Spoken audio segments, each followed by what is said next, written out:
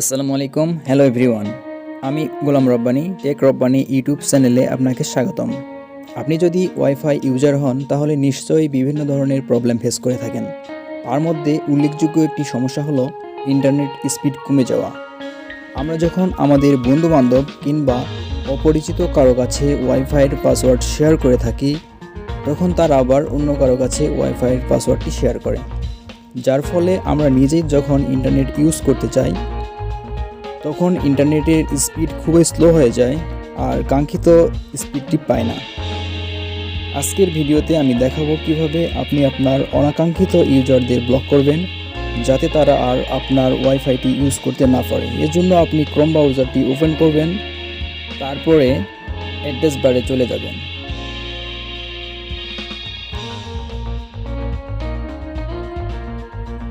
আমি অ্যাড্রেস বারটি আবার দেখিয়ে দিচ্ছি।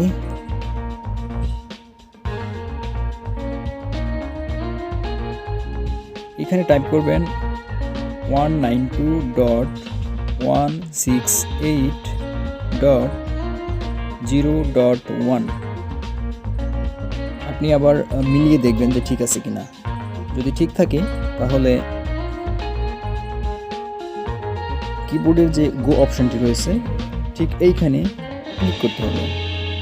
এবার এই সাইটে প্রবেশ করার পরে আমরা দেখতে পাচ্ছি লগইন পাসওয়ার্ড নামে একটা অপশন রয়েছে।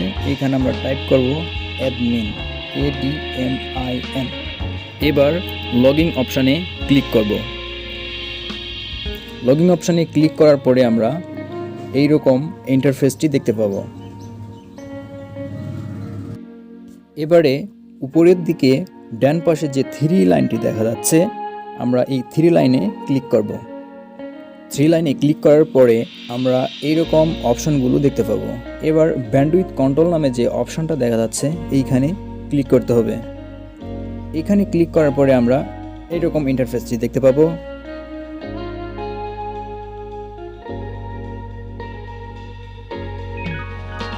এবার আমি দেখতে পাচ্ছি আমার ওয়াইফাই থেকে এই 4টি ডিভাইস কানেক্টেড রয়েছে।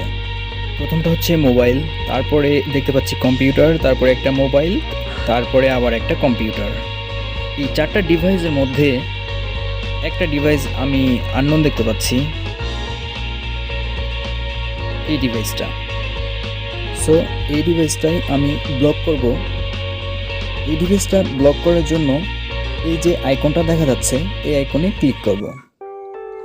ক্লিক করার পরে নিচে একটা অপশন দেখতে পাচ্ছি, ওকে অপশন। আমরা সিম্পলি এই অপশনটাতে ক্লিক করব। এবার আমরা দেখতে পাচ্ছি আমাদের অনাকাঙ্ক্ষিত ডিভাইসটি ব্লক লিস্টে চলে এসেছে। এখন এই ডিভাইসটি যদি আপনার ওয়াইফাইয়ের পাসওয়ার্ডটি জেনেও যায় তাহলেও কিন্তু আর ওয়াইফাই ব্যবহার করতে পারবে না। আমরা তো অনাকাঙ্ক্ষিত ডিভাইসটি ব্লক করে ফেললাম। এবার যদি চান ডিভাইসটি আনব্লক করব তাহলে রিমুভ অপশানে ক্লিক করে আমরা ডিভাইসটি আনব্লক করে দিতে পারবো। আজকের টিউটোরিয়ালটি বুঝতে যদি সমস্যা হয় তাহলে অবশ্যই কমেন্ট অপশানে গিয়ে কমেন্ট করবেন, আমি সমাধান করার চেষ্টা করব। আজকের ভিডিওটি এ পর্যন্তই।